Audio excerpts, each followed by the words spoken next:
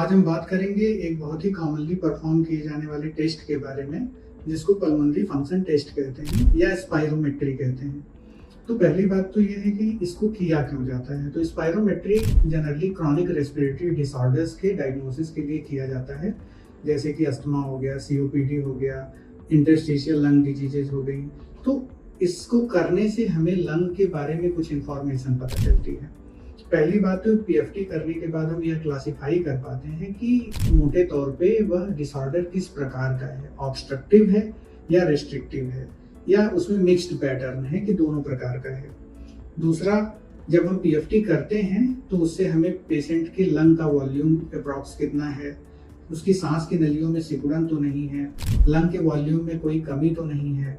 तो इन सारी चीज़ों का इंफॉर्मेशन पता चलता है और इस पीएफटी को हम टाइम टू टाइम रिपीट करके बहुत सारी बीमारियों में मॉनिटरिंग के लिए भी इस्तेमाल कर सकते हैं, क्योंकि ये नॉन इन्वेसिव टेस्ट है। अगर हम एक्सरे, सीटी स्कैन इस तरह के टेस्ट करते हैं तो उससे इंफॉर्मेशन तो मिलती है, लेकिन फिर ये है कि वो रेडियोलॉजिकली की जाने वाली इन्वेस्टिगेशन है, तो उसकी वजह से रेडिएशन एक्सपोजर भी होता है।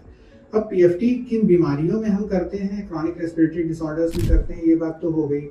किस पेशेंट की पीएफटी नहीं करनी चाहिए, ये बहुत इंपॉर्टेंट है। तो अगर रिसेंटली आपको दिल का दौरा पड़ा है, अगर महीने भर के अंदर दिल का दौरा पड़ा हुआ है, किसी पेशेंट को एक्टिव न्यूमोथोरैक्स से मतलब फेफड़ा फट करके हवा लीक हो गई है बाहर, तो ऐसे केसेस में पीएफटी नहीं किया जाना चाहिए। कुछ पेशेंट्स में खांसी के साथ खून आ रहा होता है, उसमें भी हम पीएफटी को अवॉइड करते हैं, क्योंकि इस तरह की स्थिति में पीएफटी करने से वह कंडीशन पेशेंट की वर्सन हो सकती है।